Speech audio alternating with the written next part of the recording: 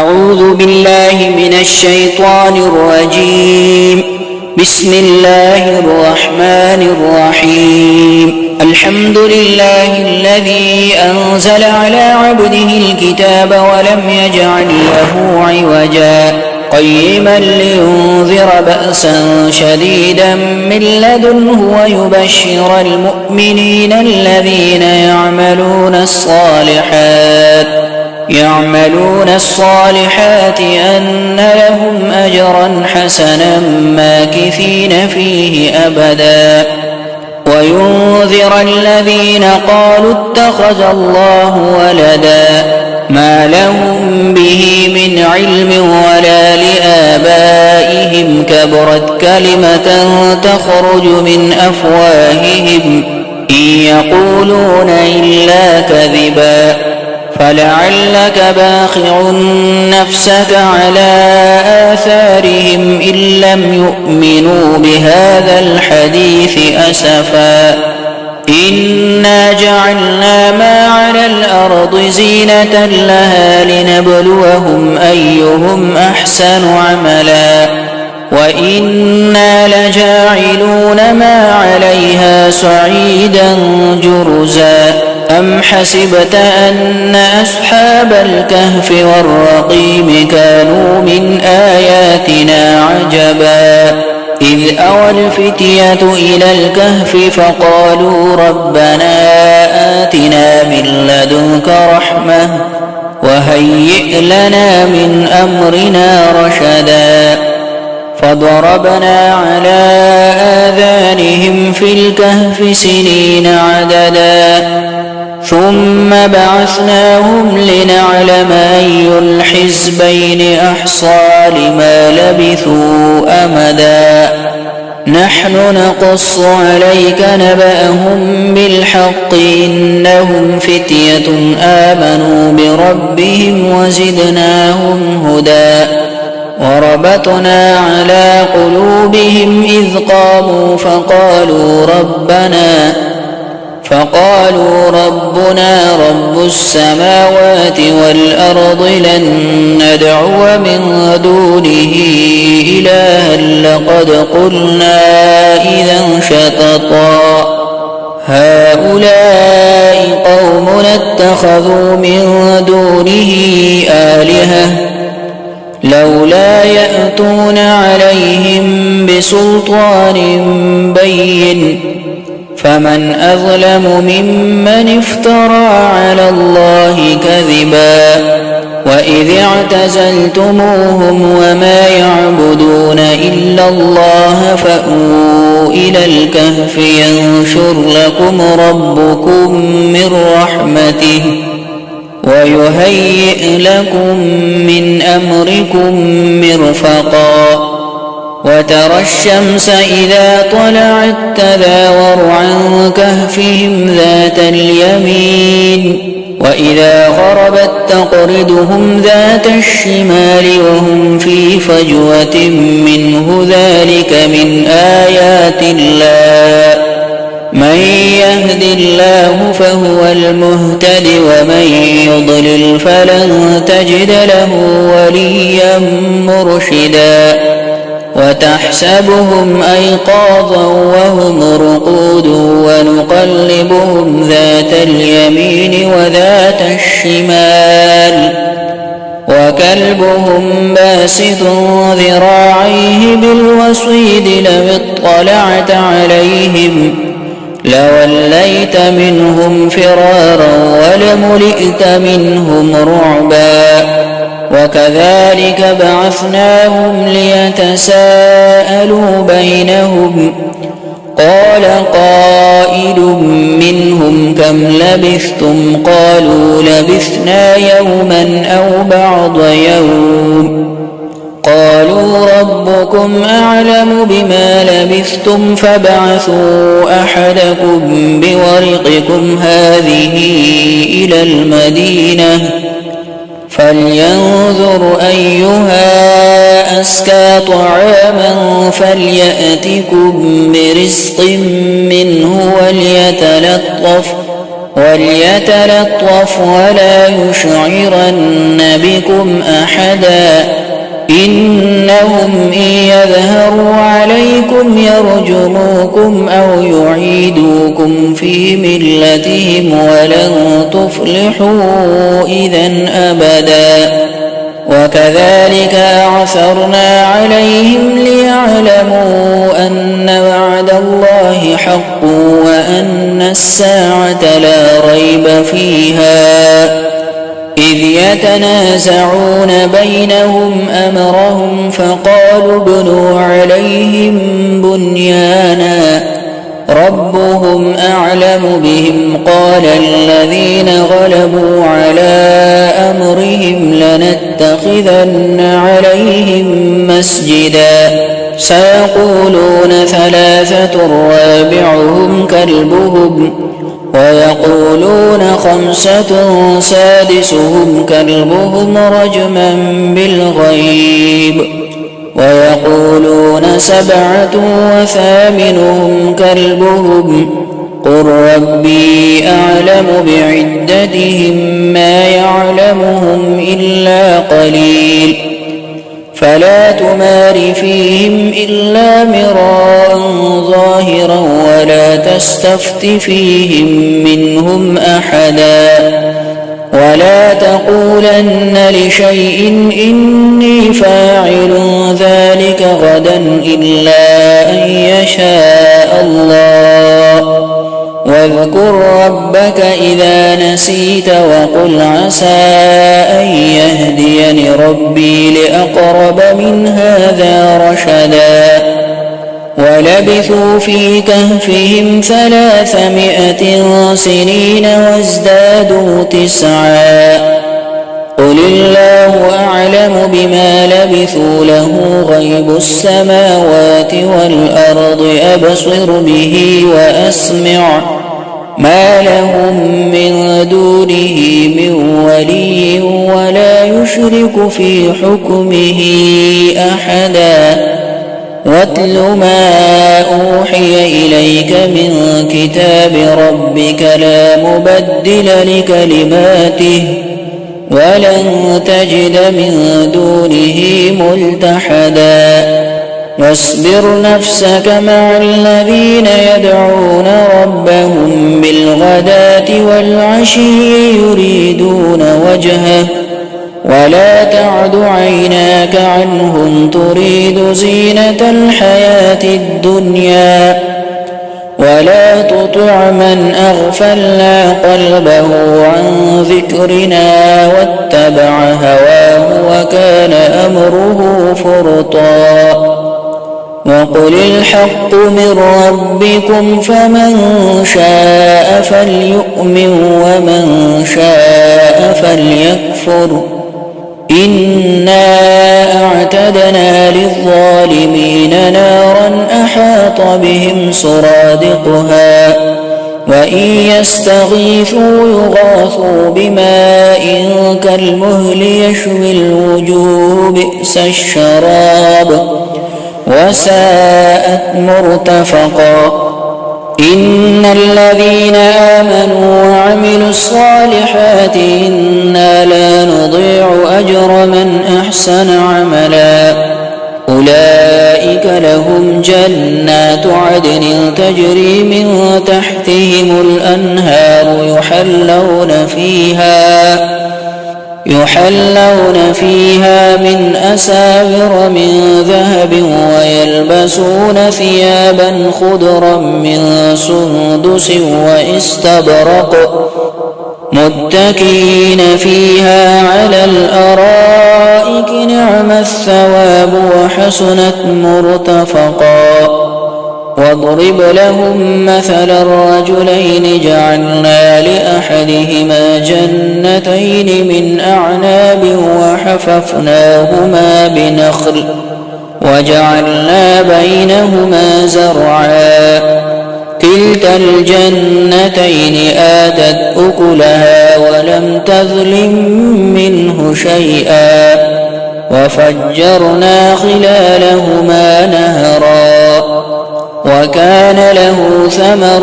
فقال لصاحبه وهو يحاوره أنا أكثر منك مالا وأعز نفرا ودخل جنته وهو ظالم لنفسه قال ما أظن أن تبيد هذه أبدا وما أظن الساعة قائمة ولئن رددت إلى ربي لأجدن خيرا منها منقلبا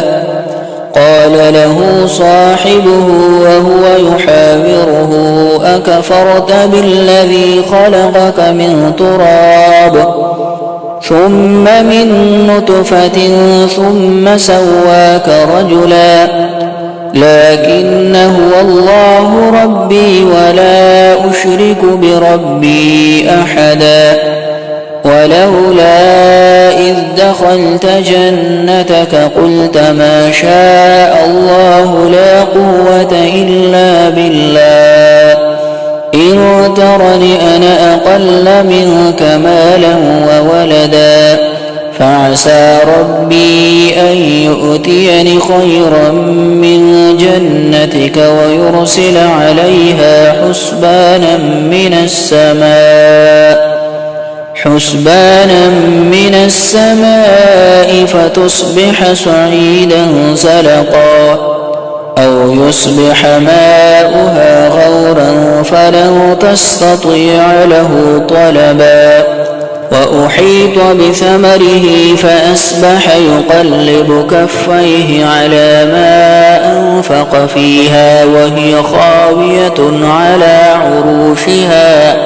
ويقول يا ليتني لم أشرك بربي أحدا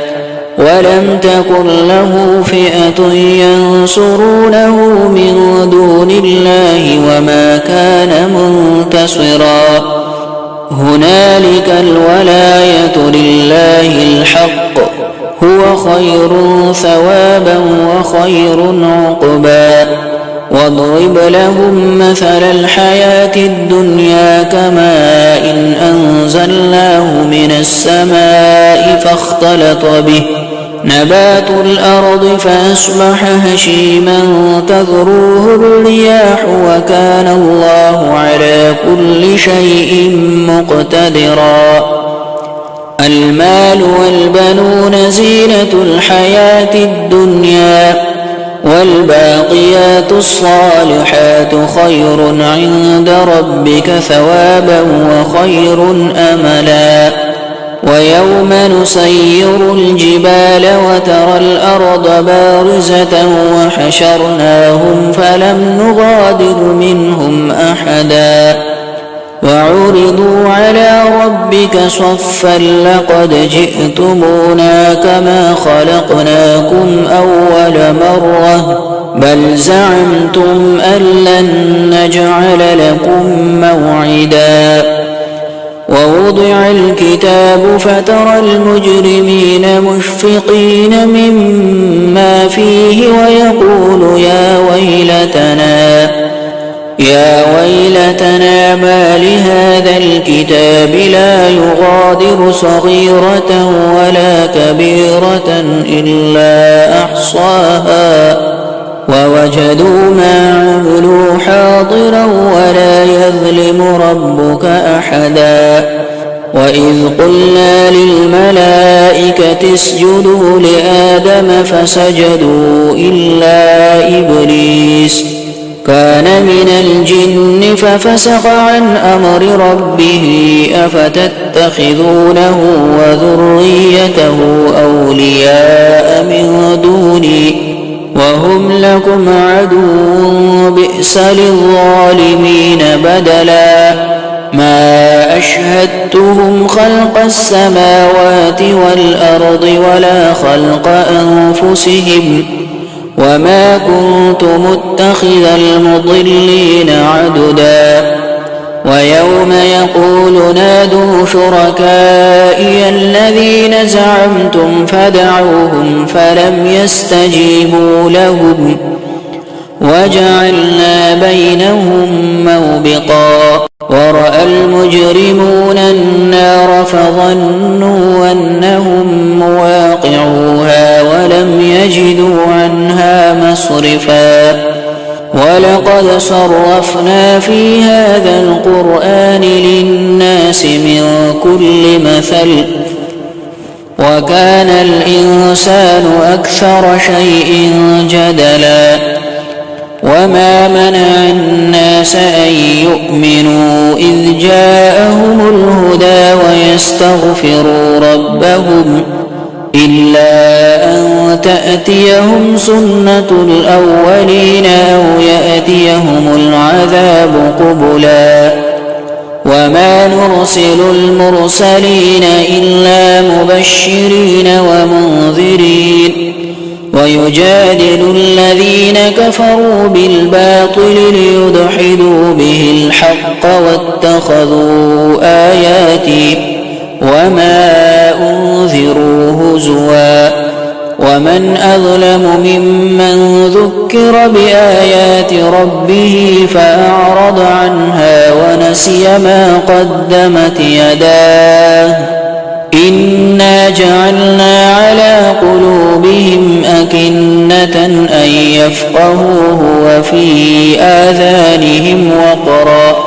وإن تدعوهم إلى الهدى فلن يهتدوا إذا أبدا وربك الغفور ذو الرحمة لو يؤاخذهم بما كسبوا لعجل لهم العذاب بل لهم موعد لن يجدوا من دونه موئلا وتلك القرى أهلكناهم لما ظلموا وجعلنا لمهلكهم موعدا وإذ قال موسى لفتاه لا أبرح حتى أبلغ مجمع البحرين أو أمضي حقبا فلما بلغا مجمع بينهما نسيا حوتهما فاتخذ سبيله في البحر سربا فلما جاوزا قال لفتاه آتنا غداءنا لقد لقينا من سفرنا هذا نصبا قال أرأيت إذ أوينا إلى الصخرة فإني نسيت الحوت وما أنسانيه إلا الشيطان أن أذكره واتخذ سبيله في البحر عجبا قال ذلك ما كنا نبغي فارتد على آثارهما قصصا فوجدا عبدا من عبادنا آتيناه رحمة من عندنا وعلمناه من لدنا علما قال له موسى هل أتبعك على أن تعلمني مما علمت رشدا قال إنك لن تستطيع معي صبرا وكيف تصبر على ما لم تحط به خبرا قال ستجدني إن شاء الله صابرا ولا أعصي لك أمرا قال فإن اتبعتني فلا تسألني عن شيء حتى أحدث لك منه ذكرا فانطلقا حتى إذا ركبا في السفينة خرقها قال أخرقتها لتغرق أهلها لقد جئت شيئا إمرا قال ألم أقل إنك لن تستطيع معي صبرا قال لا تؤاخذني بما نسيت ولا ترهقني من أمري عسرا فانطلقا حتى إذا لقيا غلاما فقتله قال أقتلت نفسا زكية بغير نفس لقد جئت شيئا نكرا قال ألم أقل لك إنك لن تستطيع معي صبرا قال إن سألتك عن شيء بعدها فلا تصاحبني قد بلغت من لدني عذرا فانطلقا حتى إذا أتيا أهل قرية استطعما أهلها فأبوا أن يضيفوهما فوجدا فيها جدارا يريد أن ينقض فأقامه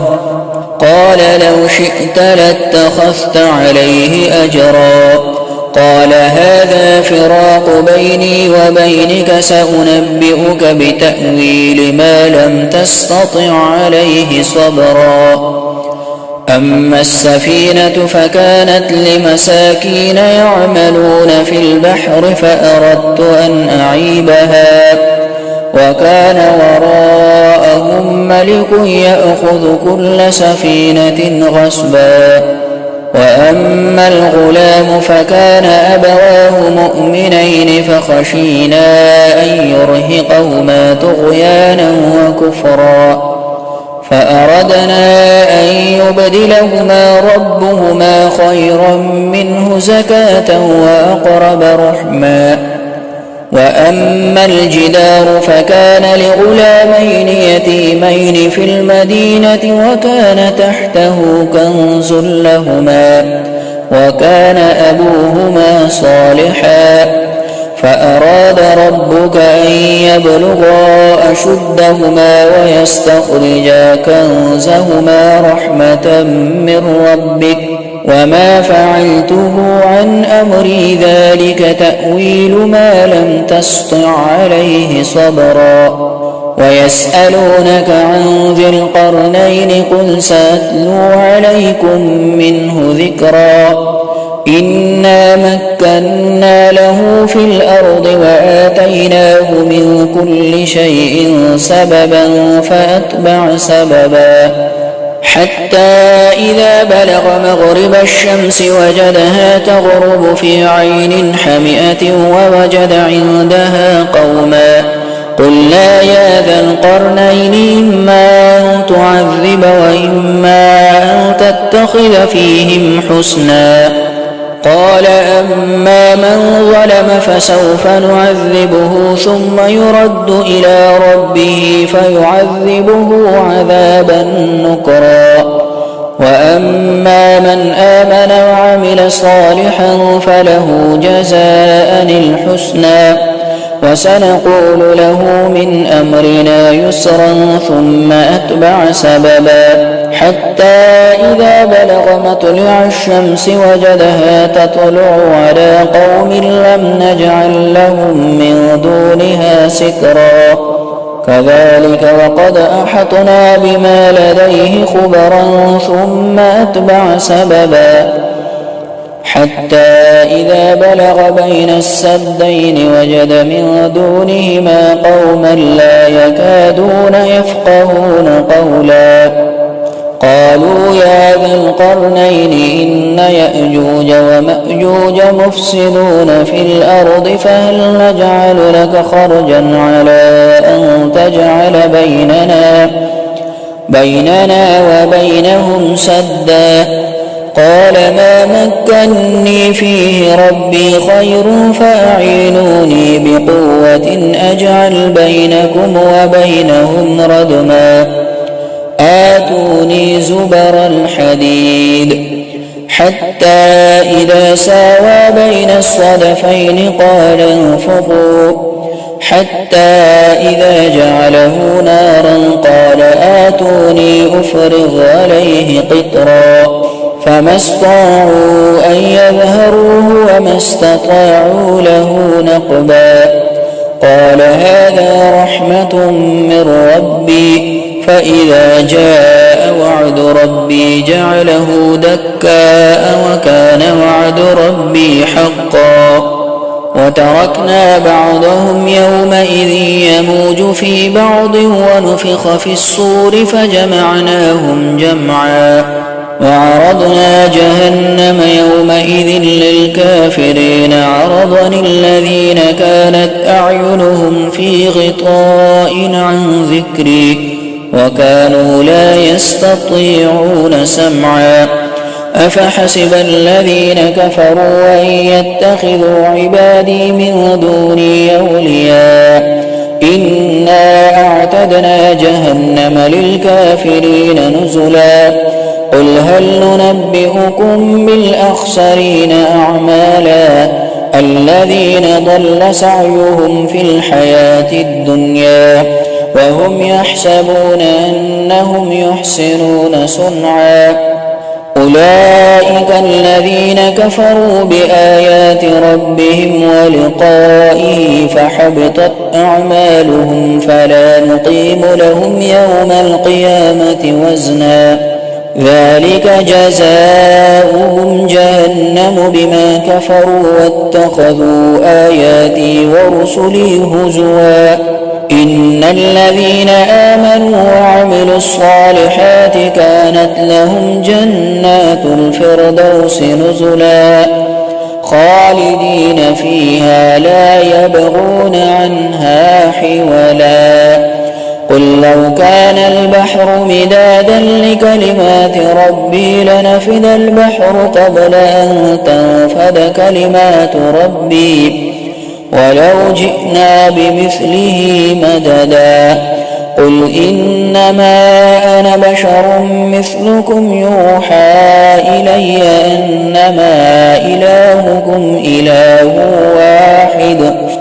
فمن كان يرجو لقاء ربه فليعمل عملا صالحا ولا يشرك بعبادة ربه أحدا.